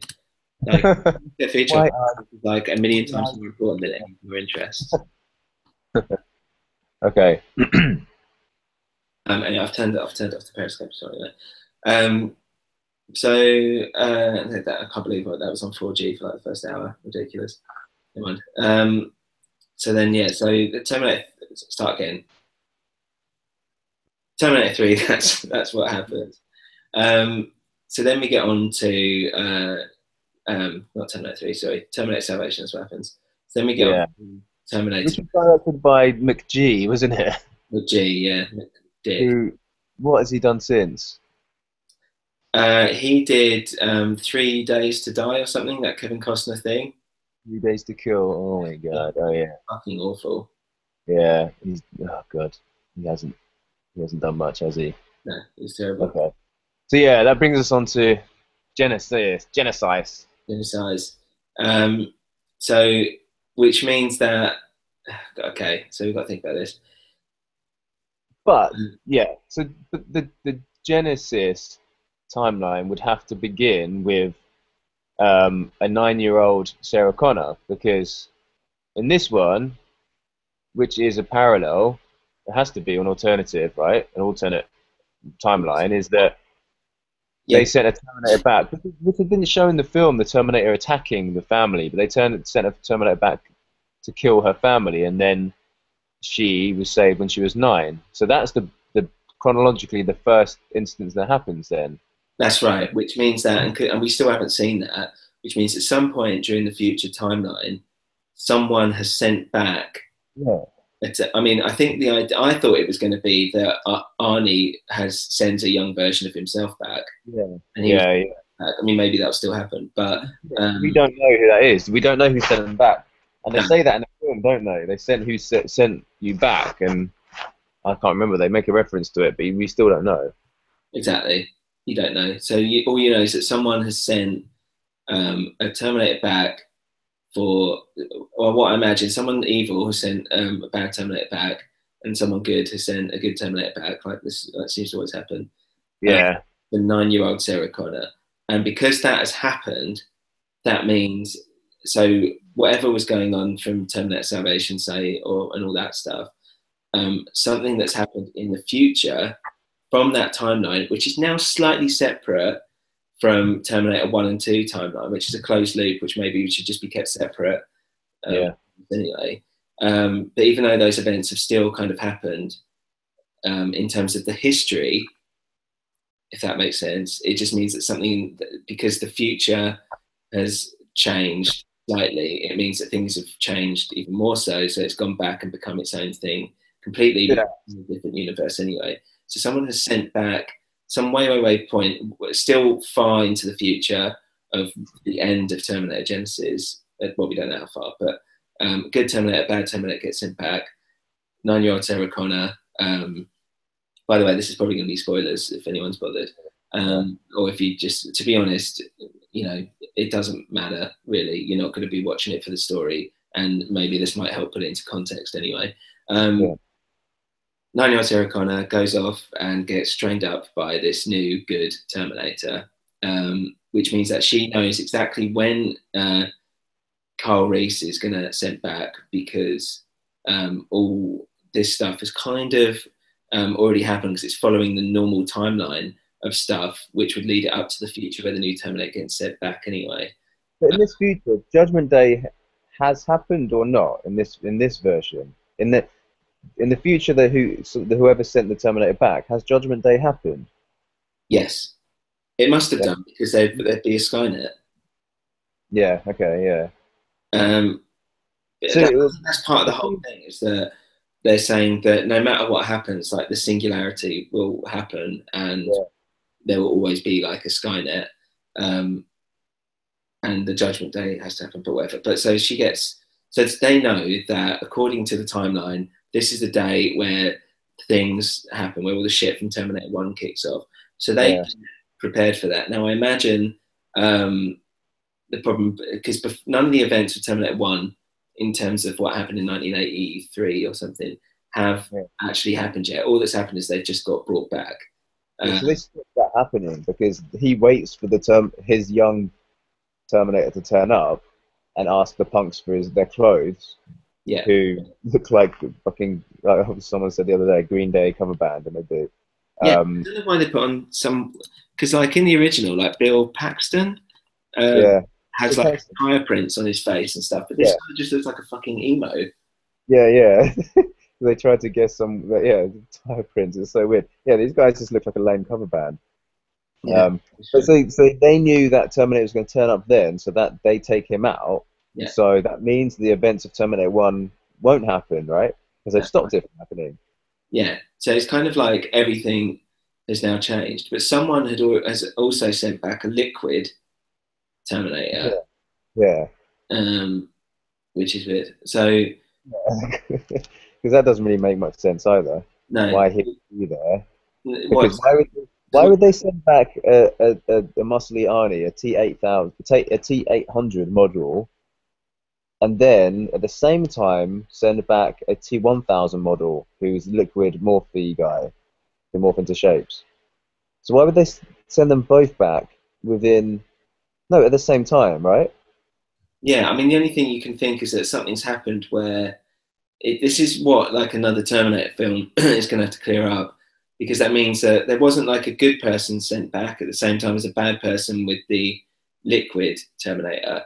It was Yeah, just him, and we yeah, don't know where he's come from, but he's been sent back um, from some future, which is yeah, happening. So what I think is happening is that Skynet is doing some weird. It's not just time hopping; it's dimension, like universe hopping almost. yeah, And it's supposed to be that maybe Skynet um, sent back. Uh, well, I mean, because now it's like fucking Matt Lucas or whatever. yeah. Not Matt Yeah, Lucas. now it's Matt Smith, who we went to uni with. Yeah, we He, went to uni with is Skynet, he's uh, fucking now he's Skynet. Yeah, which is really weird. But so yeah, so they come May the 17th or whatever is when all this stuff happens. And Carl Reese, who instead of being like some lean, sinewy survivor who's like just clinging on to like life, is instead some cake. Um, Voided up, yeah, even meathead. things like, because I saw Terminator, I literally came back and watched the first Terminator after I saw Terminator Genisys. Okay. And even Yeah, things where like Carl Reese is like, sorry, Michael Bine, who is Carl Reese, yeah, is no, or corporate hits, is checking the shoe size on his foot before he runs out of the store at the beginning. Even then, yeah. I'm thinking I actually believe that Michael Bine is making sure the shoe fits. And when I saw Jai Courtney do it, I was like, he looks like he just doesn't care, like he's just doing it for the sake of doing it. He just like runs, and it's like he's got about a split second to do it, and then he quickly just measures his foot against the trainer, which is in a basket, and it happens to be the same size, Mm. and it also happens to be a Nike Vandal, which is in the original, and they probably got money from Nike to do that anyway, Mm. and then puts the oversized trench coat on, and it's all just a yeah, it's all just a copy. But like you said, he's supposed to be like in the future. They're supposed to be survivors who are against the odds, and that how is he gonna have time in the future to go to the gym and work out and stuff? He should be like you said, skinny, just barely making it through. Last ditch attempt, fuck it, let's send him back and see what happens. But Yeah, it's yeah, that's what I didn't like that at all. yeah, it was really annoying. So then timeline wise, so then yeah, so that means the events of Terminator 2 don't happen in this version. Yeah, that's right. Yeah, Terminator 2 is skipped, Terminator 3 is skipped, yeah. and then Skip. So one and two, none of that has happened now, yeah, has it? yeah, yeah, Because it was going to happen, and people still think, yeah, oh, but it just it's all like all bets are off kind of thing. yeah, Um, but yeah, I mean, it is a bit of a head fuck because that means that the timeline that kind of got Carl Reese to go into the thing anyway, um, that means that that stuff, if that makes sense, like if this is supposed to be some closed loop of time, then when Jai Courtney got sent back, um, he's getting sent back into the same timeline, but it's actually um, it's becoming different, and that's why Matt Smith is there, and that's why he gets these memories from like another timeline. So whilst that shift, him being sent back, and all this stuff kind of happening at the same time, um, means that everything's kind of shifted, and now things are changing completely. yeah. And Uh, that like the memories thing to me, it was just like a lazy plot device to try and bring Skynet back into the picture yeah, as Genesis, or like they called it Genesis. They're like, how are we gonna like involve the word Genesis? So, okay, let's make up some weird app thing, which is basically Google anyway. But yeah, that's what I didn't really get. He had those weird memories. Um, but then that also kind of explains why if he was when he got sent back in time, Matt Smith's character attacks John Connor right at the same time. So he's like going, oh, when he gets sent back. Because in the original film, Arnie turns up as like a neat ball, like kneeling down, doesn't he? And then Carl Reese turns up like splattered onto the ground. yeah, right? yeah, Terminator 1. So yeah. that kind of explains why he turned up like that, all like discombobulated, because he suddenly just saw that and he had a bad trip and went, "Merp," and then splattered on the ground. But that's all it explains. So I still don't really get all those like visions he has. Yeah, if only if it's just to explain Genesis and just say, hey, Genesis is Skynet. Skynet is everywhere, and that was it, really. But the thing is, it's kind of like what's annoying is that it's because in my head I was like, well, it could be explained that he's like crossing over timelines, Yeah, yeah, now getting the memories from this new timeline, which I could think is kind of what they're trying to say, that he's gone into like some kind of weird flux. But yeah, the thing which kind of messes it up for me is that Skynet was already there and has taken over John Connor just before he left. yeah, yeah, So that means that that timeline, which is supposed to be the original timeline, has yeah, already changed. yeah, And that's what kind of fucks with me, because that if it was like everything had gone normal and then he's suddenly changing um, timelines because he's now going back because the future's different, then that yeah. might make more sense. I don't know. I'm confusing And myself. then John Connor goes back anyway and fucks stuff up. Like he didn't need to go back. When he goes back and pretends to be John Connor, and then it's like, oh no, you're like a robo cyborg John Connor. He wants them to join him, doesn't he? And like, so he says like, join me, but for why? Because he said there's a bigger picture, there's more to come. So it's also just suggesting, oh, there's other stuff that's going to happen in this timeline as well. This is just the beginning, which makes it even more complicated and more pointless. Yeah, I Uh, mean, if they don't. If I was to Murky. like leave off doing any more time travel and just kind of see this timeline out, if you know what I mean. And they just leave doing any more Terminators. I think that should be it. I mean, it's Done. supposed to be a time travel series. Yeah, It's but just they don't. it's just an Yeah, I making. think you're right. They could play with alternative timelines and parallel universes and stuff, but I don't think they're going to go there. If they do, dangerous territory. It's going to make it even more messed up. So Yeah, I for mean, the they have to kind of like. I might as well do something else. Yeah, I mean, so the original Judgment Day hasn't happened. They've gone. I mean, it couldn't have happened anyway because Emilia Clarke's been jumped into 2020 or whatever it was. John Connor's making sure that Skynet happens, and there's an element of like, why is there a countdown? And like, how Yeah, kind of getting sped up? It's like they've suddenly gone, oh shit, we better get on with it then.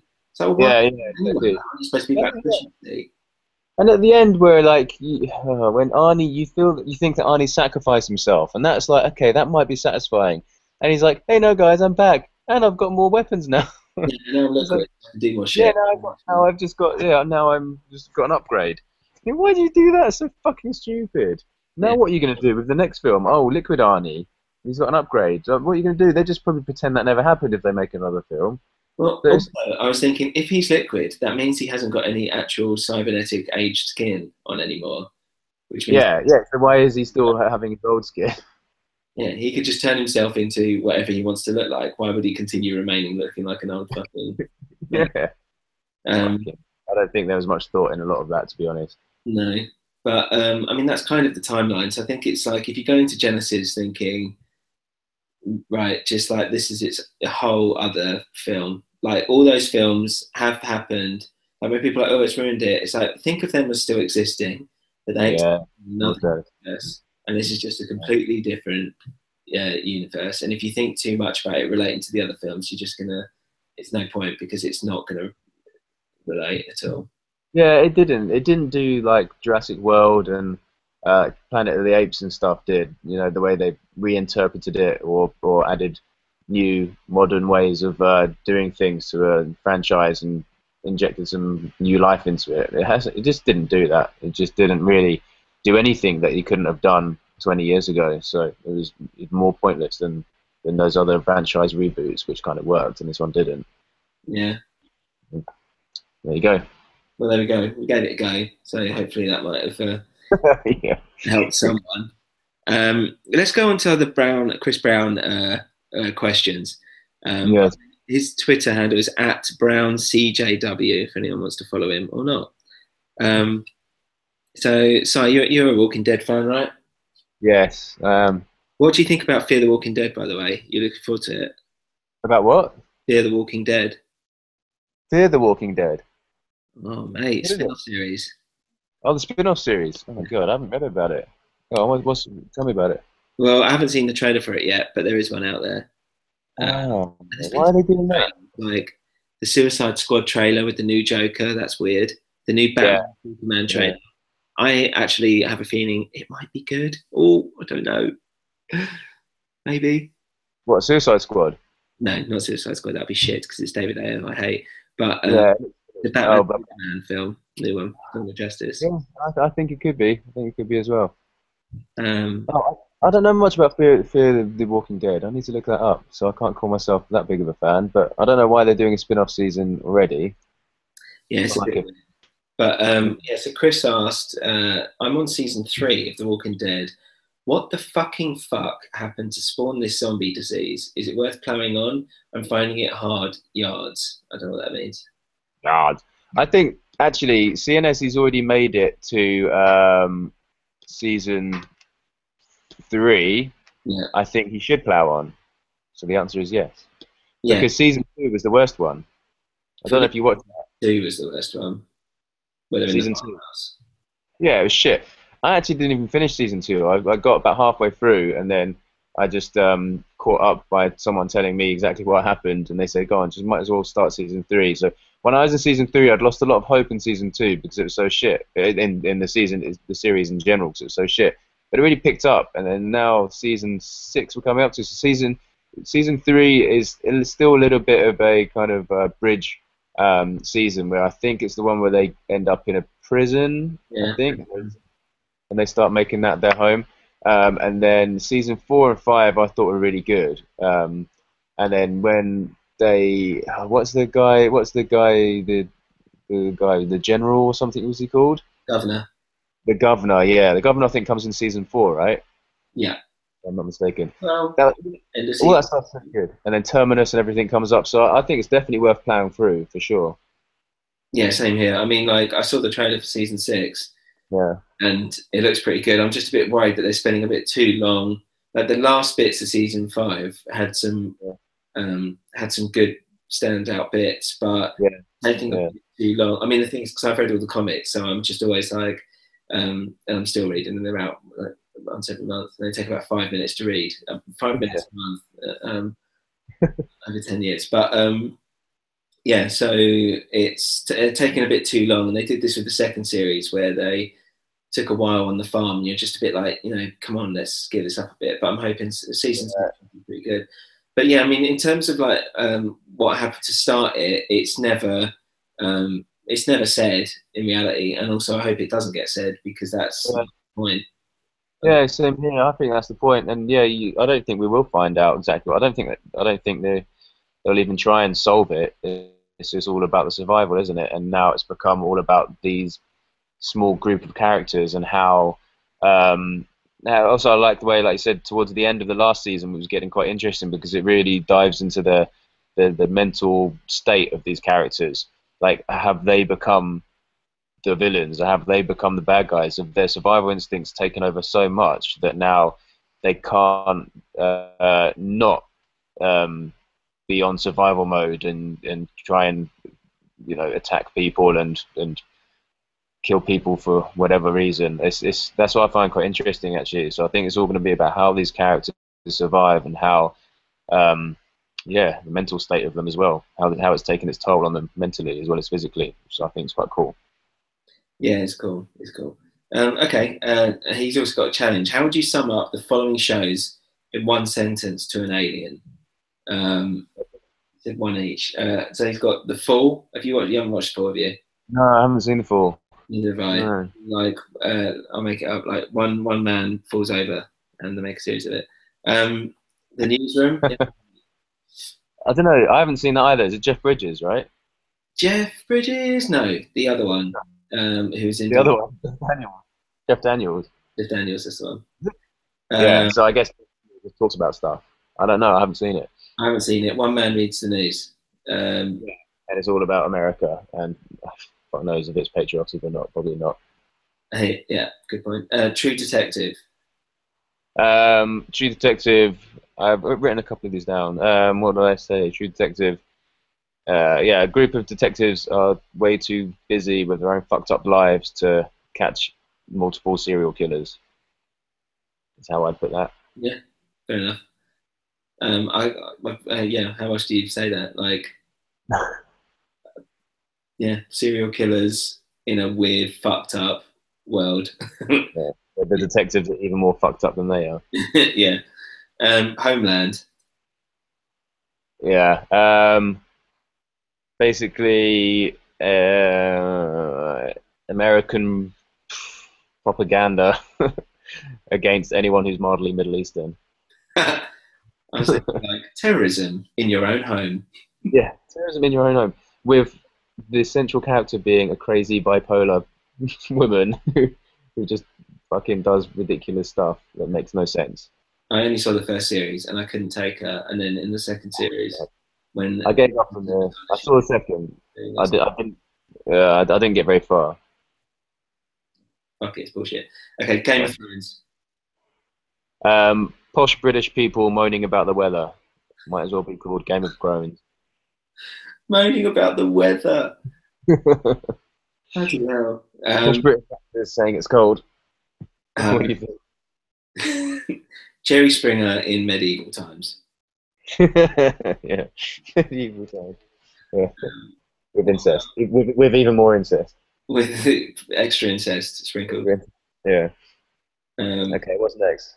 Do you love the way, like, when the daughter was like, I get it, I understand between you and mother. Yeah. And he's like, yes. Was there a little part you thought, is he gonna fuck her too? Yeah, he's like, do you understand that? Will you understand this? Yeah, exactly. Score, youngster. That's a whammy. Oh god, I wouldn't put it past him. No, I wouldn't put it past him. The Wire. The Wire. The Wire. I've got a documentary about how every young black male in Baltimore will eventually get shot by a white police officer. Yeah, that's a good basically one. The news now. Yeah. Black people do drugs, fact. So. No, I just can't say that. Try it. It's The Wire. People talking in another language about how cool drugs are, and the people trying to stop them. Yeah. Drunk Americans thinking they're Irish. Yeah. Drunk Americans thinking they're Irish. Yeah, don't all drunk Americans think that. Yeah. English person playing an American person trying to put on an English accent. Yeah. And that does happen in The Wire. Yeah. What's it? Walking Dead? Walking Dead. Shall I go? Yeah, go. The only situation on Earth where a geeky Asian guy gets the hot white chick with zombies. Yeah, it's good. True. Fucking true, man. It's true. When he's like one of the last men on Earth. Yeah, the only eligible guy in the world. Yeah, it's like, who have I got here? He's fucked up. He's horrible. Yeah, exactly. The Asian guy. It'd be just like, you think your family's bad. Yeah.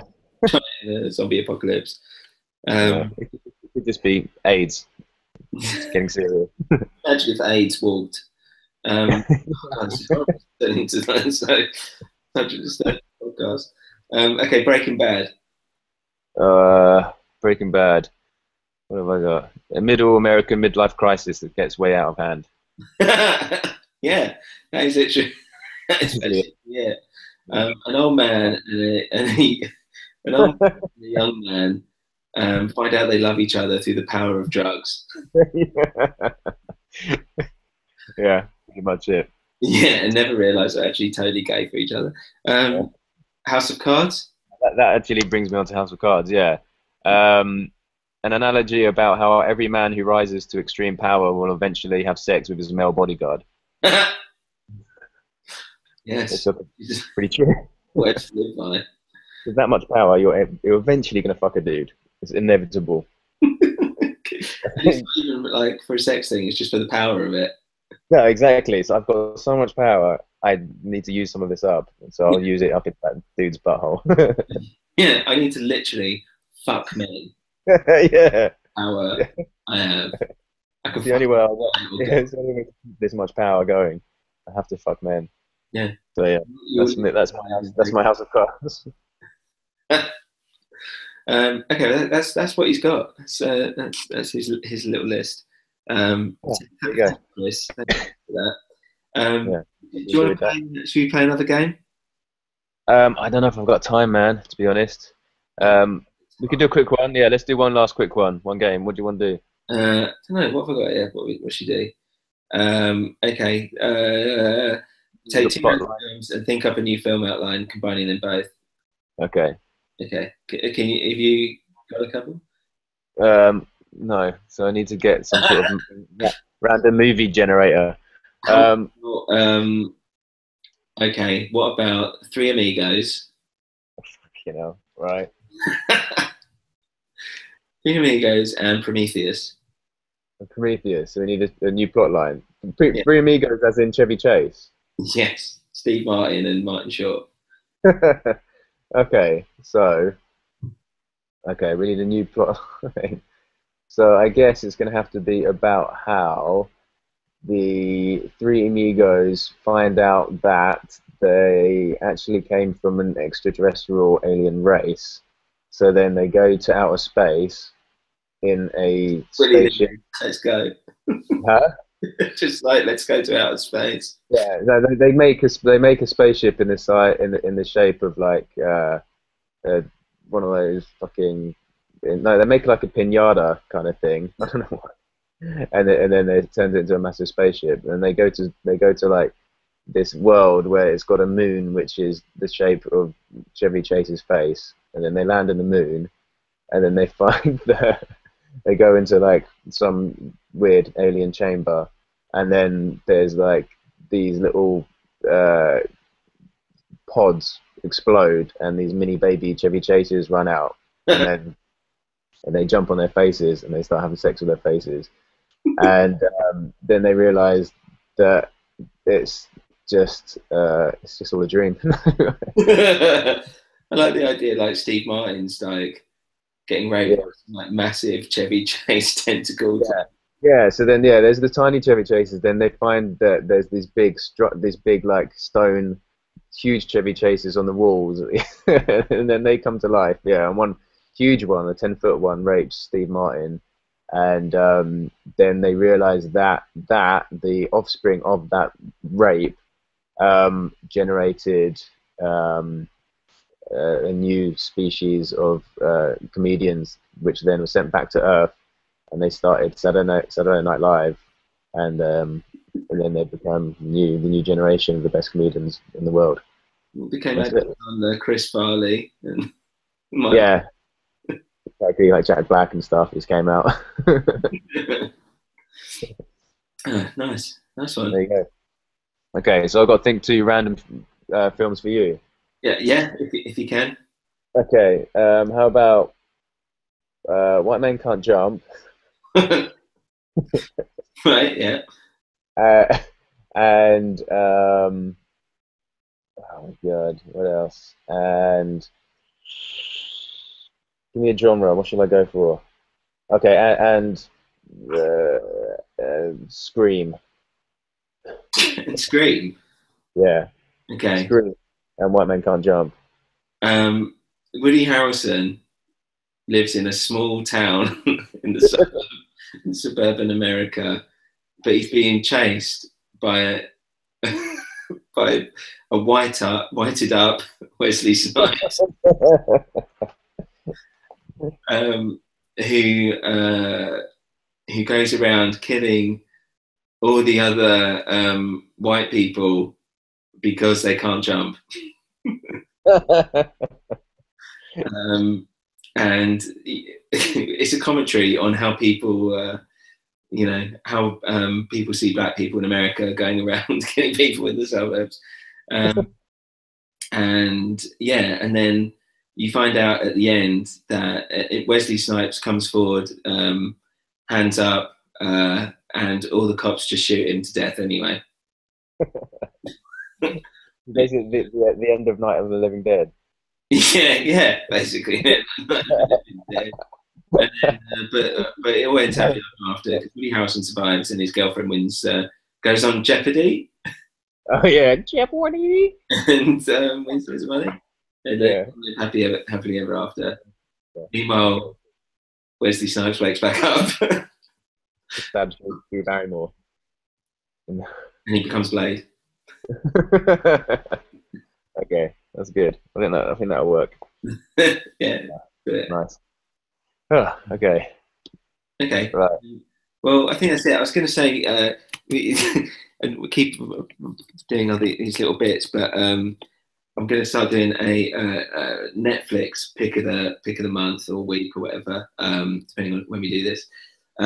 So I'd say for anyone who's got Netflix, who's looking for something good to watch, you should go check out Blue Ruin, which is basically about a homeless guy who I was about to make it sound like a comedy, who gets into one situation after another. It's not a comedy. And Adam Sandler.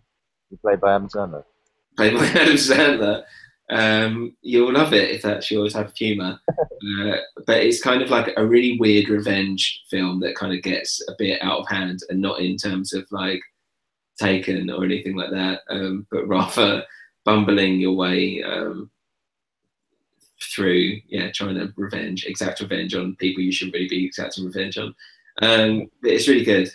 So check it out. And also, if you think men, some men might look better with beards, or might not, or might, start again. If you think that your boyfriend or husband or whatever who has a beard might look better clean shaven, then watch this film and you'll see that that there's a chance that you won't.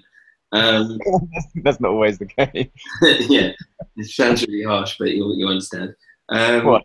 He has a shave and it's like, fucking hell, put the beard back on, will you? Yeah, exactly. You're like, oh, you've suddenly turned into like an absolute dweeb, and you don't. Like, yeah. Yeah, when he did that, I was like, fuck, he's like a completely different person. So spoiler, he has a shave. Yeah, God, massive spoiler. I'll try and catch it as well. Yeah, Blue Ruin, really good. Right. So yeah, I think that's it, right? I think we're done. We're done. So as always, I periscope this, by the way, and I might start doing that in the future. So I don't know what my periscope name is, but if you're on Periscope, find me. Otherwise, you can email us at soggypopcornteam@gmail.com, and that's a new address. You can still use the Wild Boar one if you want, but otherwise, it's soggypopcornteam@gmail.com. Yep. And yeah, keep looking out for the YouTube, our YouTube, Soggy Popcorn YouTube, and Twitter. We're still on the Wild Boar Twitter, which is at the Wild Boar UK, and that's it. Yep.